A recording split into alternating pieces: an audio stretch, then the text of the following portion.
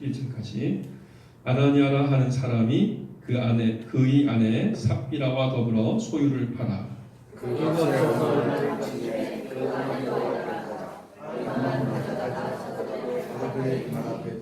베드로가 이르되 아나니아야 어찌하여 사탄이 내 마음에 가득하여 내가 성령을 속이고 땅값 얼마를 감추었느냐. 나는 그대로 있을 때는 너희 아니하니며 한 죄도 내 마음으로 할 수 없느냐. 어찌하여 이를 내 마음에 두었느냐. 사람에게 거짓말하지 않으려 하느님이로다. 아나니아가 이 말을 듣고 엎드러져 혼이 떠나니 이 일을 듣는 사람이 다 크게 두려워하더라. 젊은 사람들이 일어나 시신을 싸고 내려가 장사하니라. 3시간쯤 지나 그의 아내가 그 일어난 일을 알지 못하고 들어오니 베드로가 이르되 그 땅 값이 없느냐. 내게 말하라 하니 내 위에 여러분이라. 베드로가 이르되 너희가 어찌 함께 꾀하여 주의 영을 시험하려 하냐. 보라 내 남편을 장사하고 오는 사람들의 발이 문 앞에 이르렀으니 또 너를 메어 내가리라 하니 그가 베드로의 발 앞에 엎드러져 혼이 떠나는지라. 젊은 사람들이 들어와 죽은 보고 내려다가 그의 남편 곁에 장사하니 같이 온 교회와 이 일을 듣는 사람들이 다 크게 두려워하니라. 아멘. 할렐루야. 하나님 아버지 오늘도 우리에게 말씀하시고 그 말씀 가운데 살게 하여 주시옵소서. 감사하며 예수 이름으로 기도합니다. 아멘. 네, 우리 하나님은 심판하시는 하나님이십니다. 오늘날에는 그런 말씀을 듣기는 좀 어려워요. 우리 하나님이 심판하시는 그리고 그 심판이 이루어지는 현장 가운데 우리는 살고 있습니다. 그리고 하나님께서는 당신이 심판하시는 분이심을 시시때때로 나타내십니다. 그래서 초대교회 때 아나니아와 삽비라가 그 자리에서 이제 심판 당하십니다. 여호수아서에는 아간이 여리고 성을 무너뜨렸을 때 그 여리고 성에 있는 그 재물이 탐이 나가지고 그걸 얼마를 숨깁니다. 숨겼다가 나중에 그것이 발견이 되고 탄로가 났을 때 아간이 하나님의 심판을 당합니다. 그래서 여기서 말하는 심판은 우리가 하나님의 나라에서 받을 그 심판을 어떻게 당하는지를 보여주시는 거니까 아나니아와 삽비라는 영원한 멸망으로 지옥으로 쓰러지는 거예요. 아간이 땅이 갈라져서 들어가는 거죠. 그렇게 하나님이 우리에게 보여주십니다. 하나님 당신이 어떤 분이님을 심판주이십니다. 그 얘기는 뭐냐면 우리가 이 땅에 살아갈 때 하나님께서 불꽃 같은 눈으로 우리를 지켜보고 계신다 라는 사실을 분명히 알고 그렇게 느끼고 두려워하며 그렇게 구원을 이루라는 것이죠. 하나님이 그걸 원하십니다. 그리고 정신적으로는 그럴 때 더 건강하답니다. 무언가 옳으신 분, 정의로운 분, 완전하신 분이 나를 지켜보고 계시다. 그렇게 생각을 하고 행동할 때 우리의 육체를 우리 스스로 통제하기가 훨씬 쉽대요. 그래서 스트레스가 훨씬 덜하답니다. 이 세상에 나밖에 없어. 내가 원하는 대로 다 할 수 있어. 이런 생각을 가지면 그만큼 스트레스가 더 훨씬 심하대요. 그런데 여러분은 스트레스는 세상 다른 사람도 훨씬 별로 없어요. 왜냐하면 하나님, 정의로우신 하나님, 항상 옳으신 하나님, 여러분의 모든 것을 아시는 하나님이 불꽃 같은 눈으로 여러분을 지켜보고 계시니까. 여러분은 그분을 생각하면서 그분이 여러분의 인생의 삶의 기준이에요. 그분 앞에서 온전하게 살아야지 하는 것이 여러분의 삶의 그런 기준입니다. 그래서 그분 안을 항상 생각하는 거예요. 느끼는 거예요. 그분을 두려워하는 거예요. 이것이 주님을 경외하는 자의 삶이에요. 주님을 경외하는 자의 삶이 가장 지혜로운 삶이다 하고 자문을 말합니다. 지혜는 무엇이냐? 하나님을 경외하는 것이다.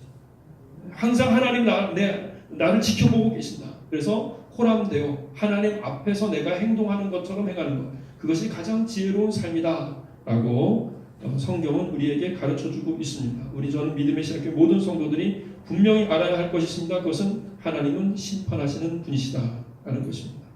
아멘. 그래서 누가복음 13장 1절에서 5절 말씀을 한번 우리가 보겠습니다. 누가복음 13장 1절에서 5절 말씀. 네, 다 같이 한번 읽어보겠습니다. 시작.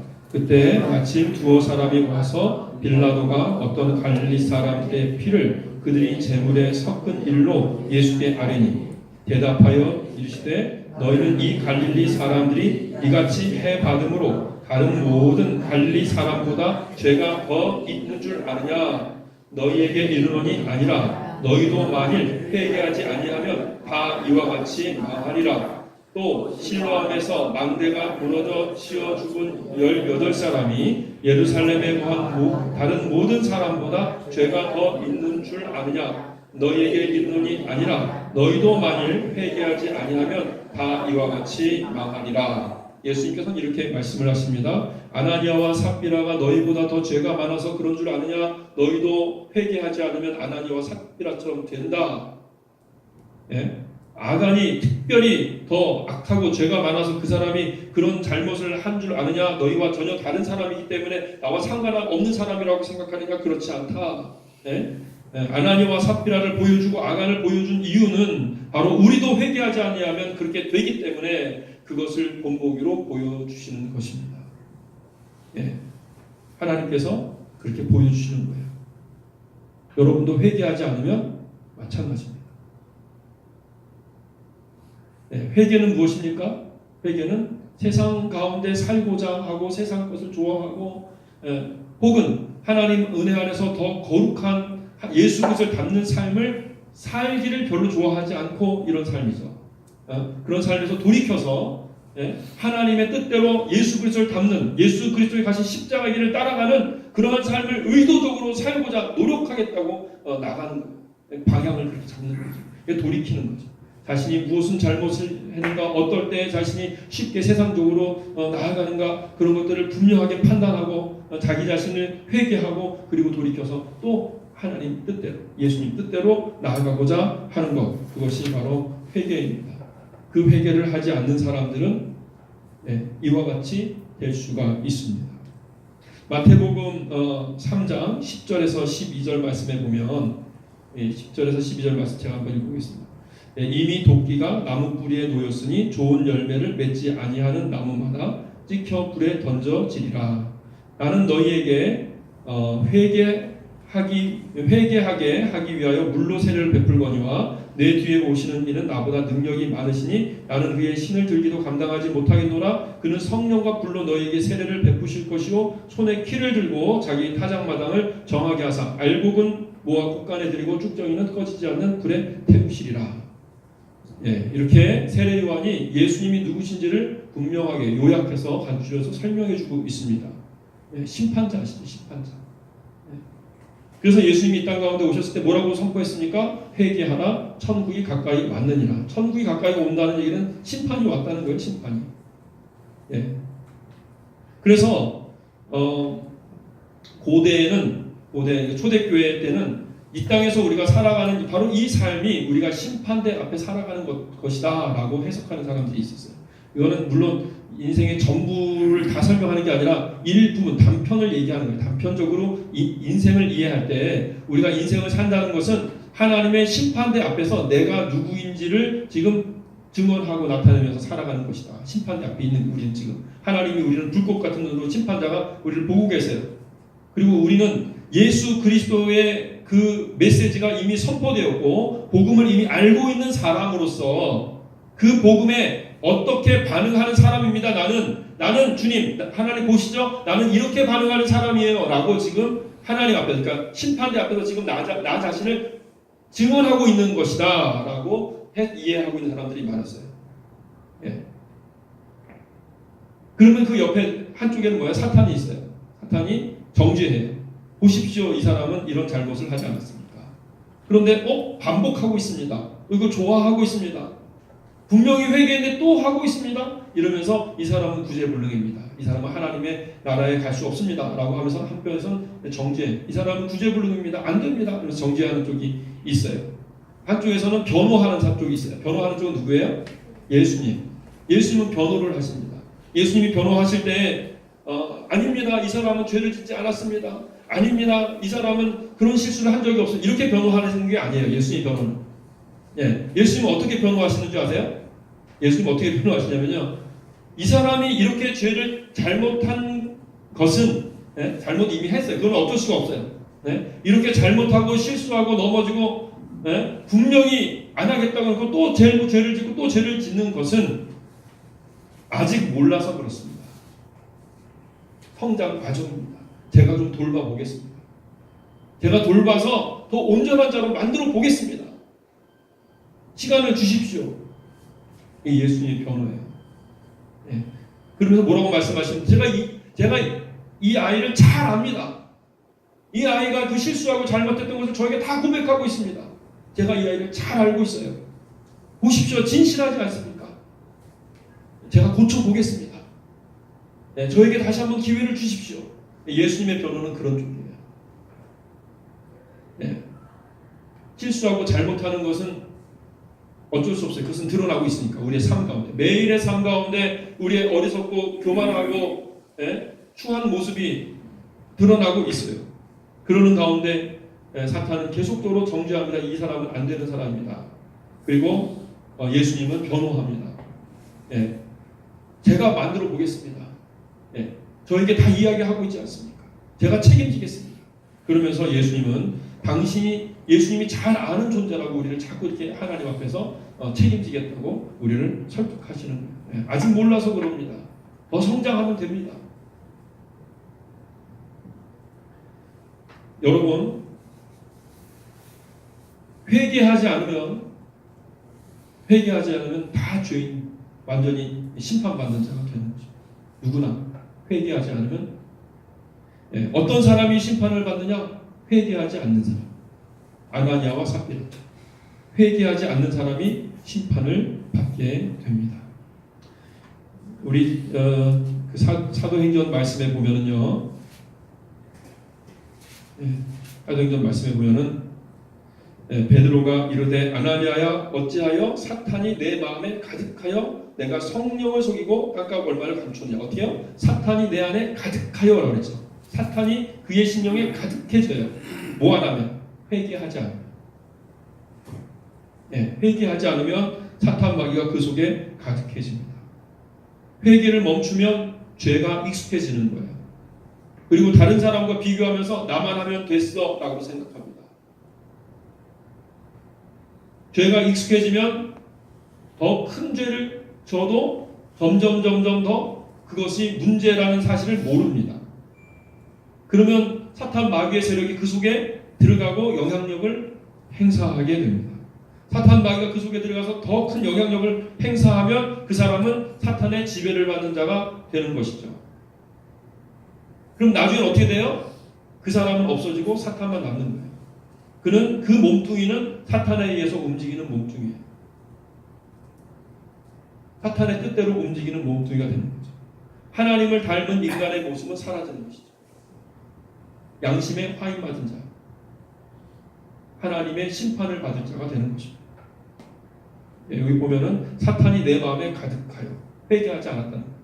회개하지 않은 자는 사탄이 그를 지배하게 됩니다. 성령을 속이고 하나님을 속이는데도 두려워하지 않아요.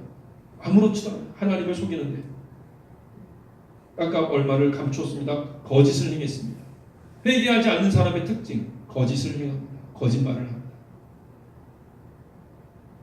또 얘기하죠. 땅이 그대로 있을 때는 내 땅이 아니면 파후에는 내 마음대로 할 수 없더냐. 이 사람은 자기 마음대로 움직일 수가 없어요. 사탄에 의해서 움직입니다. 사탄과 이미 하나 되어버린 거죠. 어찌하여 이 일을 내 마음에 두었냐. 이거는 뭐예요? 계획적으로 했다는 거예요. 일부러 그렇게 하려고 작정을 했어요. 작정을 해서 행한 사람이 마음에 두었느냐. 이것은 사람에게 한 것이 아니라 하나님께 하는 것이다. 이것은 회개하지 않는 사람들에게 나타나는 현상인 것입니다. 그리스도인은 회개하는 사람이다. 이렇게 생각하십니다. 구원받는 자는 회개하는 사람이다. 회개를 한다는 것은 무엇입니까? 우리 자신이 가지고 있는 약점이 무엇인지를 일단 보는 거예요. 내가 무슨 약점이 있는가? 어떤 문제가 있는가? 그것을 아는 거예요. 그리고 그것을 주님 앞에 그것을 내어놓는 거예요. 내가 이러이러한 약점이 있는 사람입니다. 그리고 고쳐주시옵소서. 그리고선 돌이키는 거예요. 그래서 자신의 삶을 주님께 드리는 겁니다. 그리고 믿습니다. 내 삶을 드릴 때 나는 틀림없이 변화될 거예요. 나의 이 약점 때문에 생겼던 그 많은 문제들은 틀림없이 해결될 거예요. 네, 그러면서 나의 삶을 주님 앞에 온전하게 드릴 때 주님께서 이루어 주실 거야. 이렇게 믿는 거예요. 이것이 그리스도인의 소망이고 긍정이에요. 어떤 사람들은 그리스도인이기 때문에 막연한 낙관론, 막연한 긍정, 교회 다니니까 잘 될 거야, 뭐 하니까 잘 될 거야, 이렇게 그냥 이런 생각을 갖고 있는 사람들, 그건 아닙니다. 그것은 그리스도인의 낙관이 아니에요. 그리스도인의 소망은 내가 하나님 아버지 앞에 회개하고 주님 앞에 내어드리고 그리고 내 삶을 주님께 온전하게 산제물로 드리기 때문에 내가 변화되고 나로 인해서 문제가 생겼던 그 문제가 해결될 거야 라고 하는 믿음이에요. 분명한 내용이 있는 거예요. 내가 분명히 하나님 앞에 드리는 것이 있는 거예요. 그것이 우리의 소망이고 그리스도인이 긍정적인 마인드를 갖게 되는 것이에요. 회개가 없이 긍정 마인드를 갖는 것은 그것은 오히려 하나님의 일을 거스르는 것입니다. 교만한 것이죠. 회개하지 않으면서 잘 될 거야 그러는 것은 오히려 하나님의 뜻을 거스르는 것이고 어떻게 잘 됩니까? 회개가 있어야 회개하고 주님 앞에 드리는 것이 있어야 그리고 돌이키는 것이 있어야 하나님께서 그에게 예수 그리스도를 닮는 성품으로 또 인도하시는 거예요. 그것이 잘 되는 거예요. 아무 문제가 없는 게 잘 되는 것이 아니에요. 문제가 없다면 그것은 저주입니다. 문제가 있어야 우리는 우리 자신의 문제, 환경적인 문제가 있어야 우리 자신의 문제를 보고 알게 되는 것입니다. 인간은 이 땅 가운데 인간이 태어난 것은 편안하게 즐기고 안주하기 위해서 태어난 것이 아닙니다. 인간이 이 땅 가운데 태어난 이유는 끊임없이 성장하기 위해서 태어났습니다. 끊임없이 성장하기 위해서. 끊임없이 예수님을 닮기 위해서. 즉 다시 말해서 하나님의 나라에서 온전한 모습으로 태어나는 게 목적이에요. 이 땅에서 편안하고 안락하고 안전하게 사는 게 목적이 아닙니다. 이 땅 가운데서 편안하고 안락하게 살다가 잘못하면 회개를 잃어버리는 삶을 살 수 있어요. 그건 저주입니다. 예. 젊었을 때 선교를 하고 열심히 목회를 하고 그런 목사님 정말 열정적으로 늘 회개하면서 어느덧 환경이 안전해지니까 어느 정도 자신의 그런 사회적인 위치가 생기니까 그때부터 회개를 안 하네요. 그러면 그 사람은 똑같은 사람이에요. 여기 아나니아와 삽비라처럼 그의 심령 가운데 사탄마귀가 가득한 사람이 되는 겁니다. 목회자도 그럴 텐데 사회에서 사업하느라고 사회에서 직장을 다니느라고 사회에서 무엇을 하느라고 바빠서 회개를 못하고 자신이 지금 어떤 영적인 상태인지를 모르고 그렇게 계속 생활을 한다면 어떻게 되겠습니까? 똑같죠. 끊임없이 성장하기 위해서 우리는 존재합니다. 하나님의 영원한 나라에서 태어나서 하나님의 기업을 우리가 이을 수 있는 능력을 이 땅 가운데 준비를 해야 됩니다. 그래서 초대교회에서의 교회는요, 사람들이 그냥 안전하게 복 받으려고 모이는 곳이 교회가 아니었어요. 초대교회 교회는요, 훈련소였어요. 훈련소, 제자 훈련소, 전도자 훈련하는 곳이었어요. 어떻게 하면 예수 그리스도를 따르는 그 삶을 정말로 살아낼 수 있을까? 그거 훈련하는 곳이 교회였죠. 그냥 모여서 그냥 종래 이런 친목단체처럼 그걸로 안위 삼고 그냥 우리는 모이기만 하면 구원받아 이런 교회가 아니었어요. 그 당시에는 그러려면 교회를 안 오죠. 잘못하면 교회 갔다가 목숨도 잃어버리고 재산도 뺏기는데 누가 그런다고 교회를 가서 친목단체를 위해서 교회를 갑니까? 교회를 가면 사회적인 불이익이 그들에게 닥쳐오는데 위협이 오는데 그들이 왜 교회를 갑니까? 훈련받으러 교회 가는 거예요. 예수님을 닮는 사람이 되고 싶어서 그 예수님을 닮는 사람 하나님의 군사 하나님 예수 그리스도의 제자 되고 싶었던 거예요. 그래서 가서 교회에서 때로는 책망도 받고 격려도 받고 그러면서 견책도 받고 그러면서 성장해야 하는 겁니다. 그것이 그런 곳이 교회였어요. 초대교회는 그런 곳이었습니다.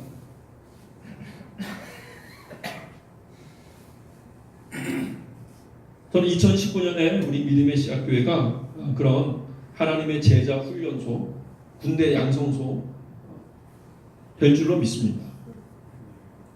예수 그리스도를 믿는 사람들은 끊임없이 회개함으로 자신의 연약한 부분, 자신이 문제점을 항상 매일매일 파악하고 알고 그것을 놓고 주님 앞에 씨름하며 애통해하는 마음, 의에 줄이고 목마른 마음으로 간절하게 기도하며 눈물 흘리며 기도하며 주님 앞에 삶을 드리고 또 그것이 해결되면 기쁘고 즐겁죠.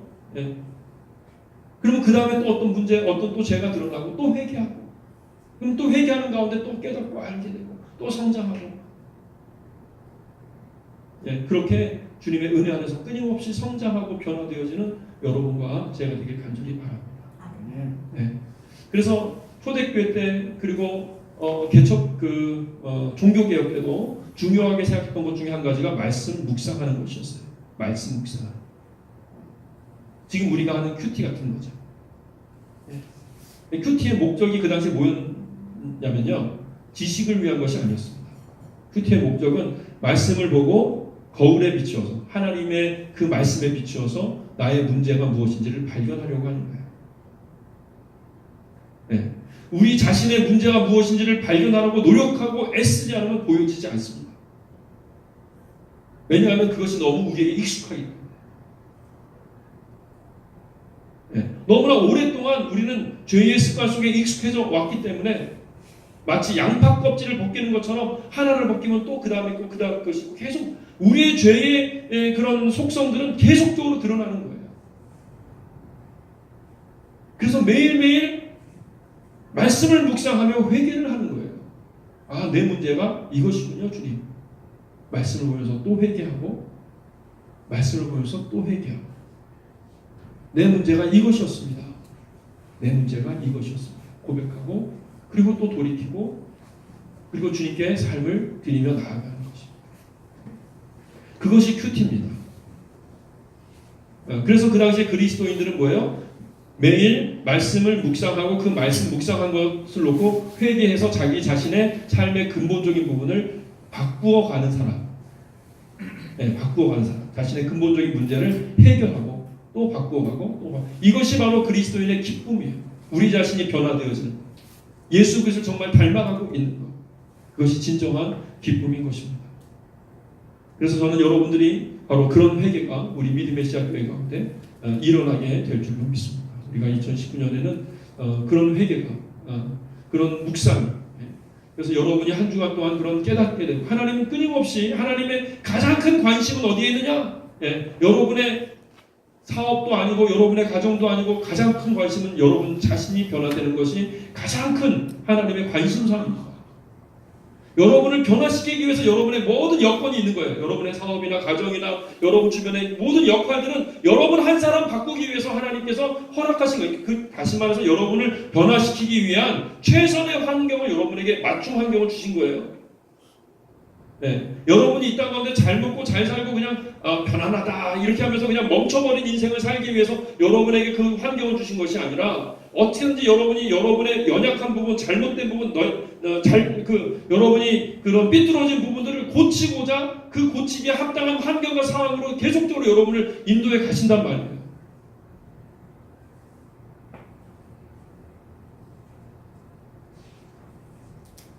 우리의 축복의 환경은 바로 우리 자신이 예수 그리스도를 닮기에 가장 좋은 환경인 것입니다.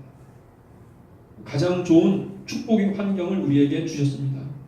항상 감사하며 주님, 나에게 오늘은 무슨 말씀을 하시는 것입니까?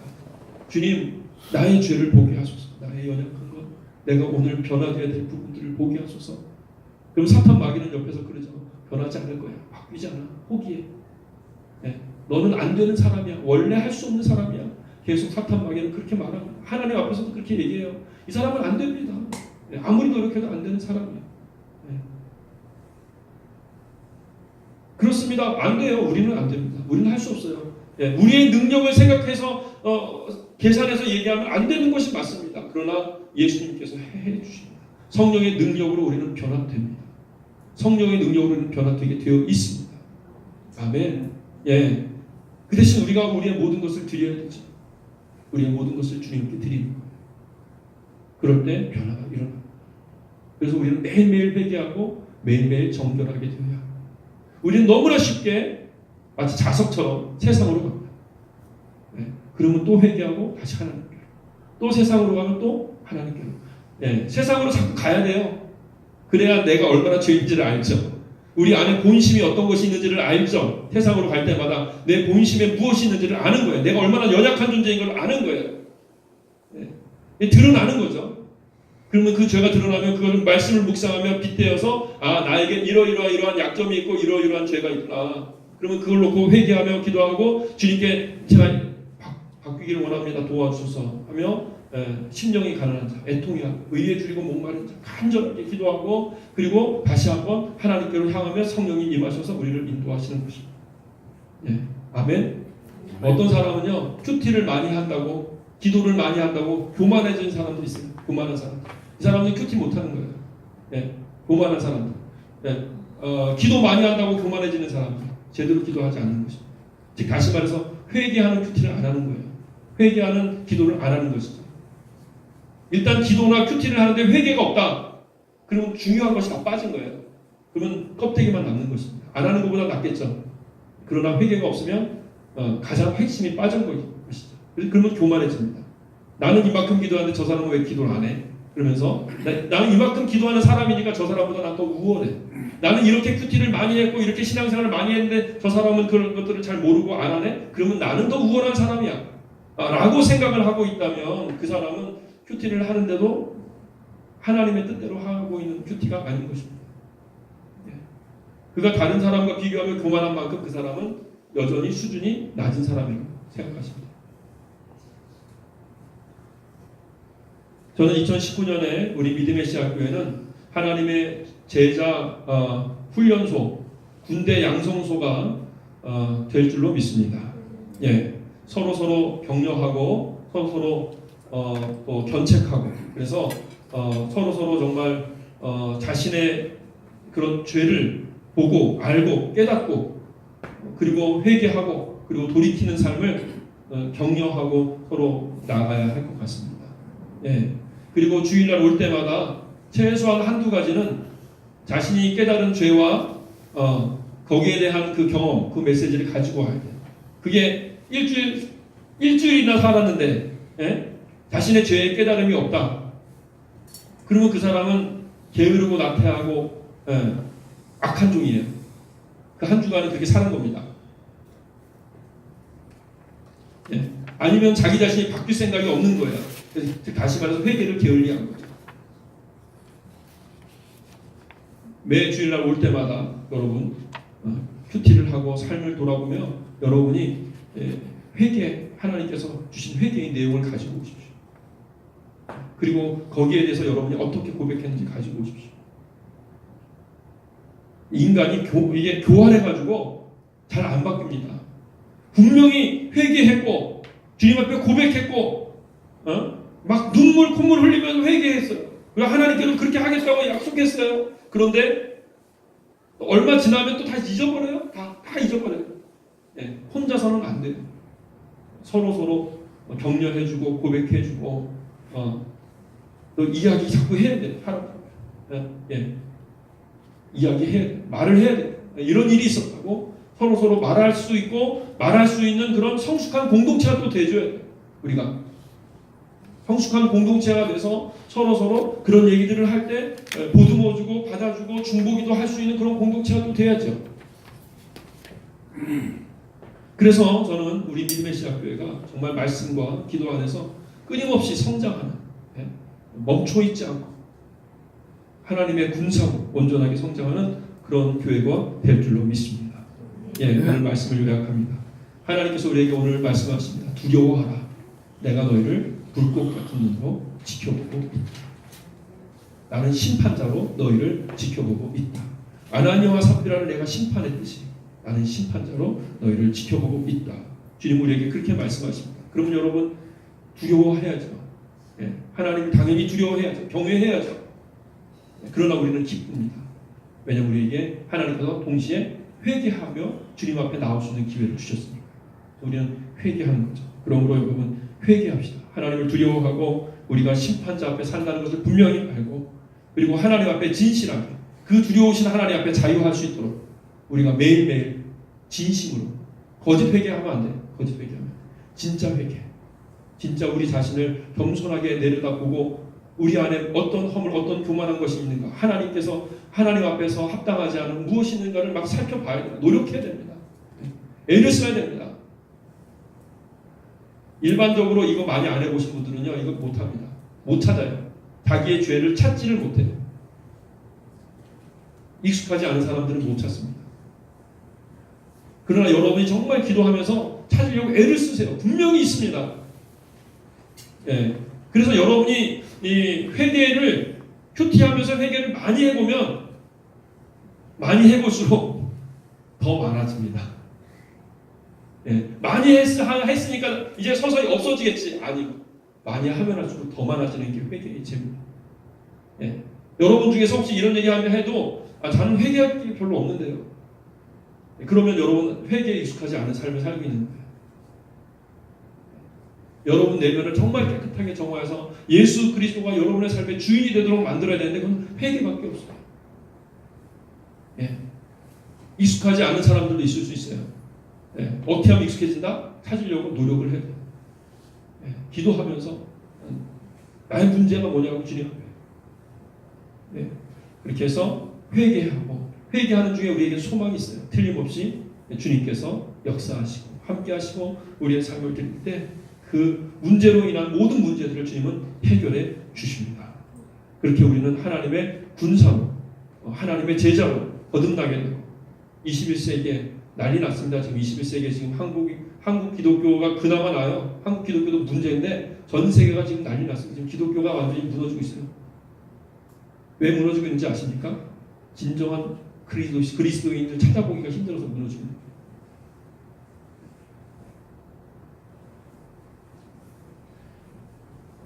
결국에는 큰 교회 되고 많은 사람 모이고 하는 교회가 필요하지 않습니다.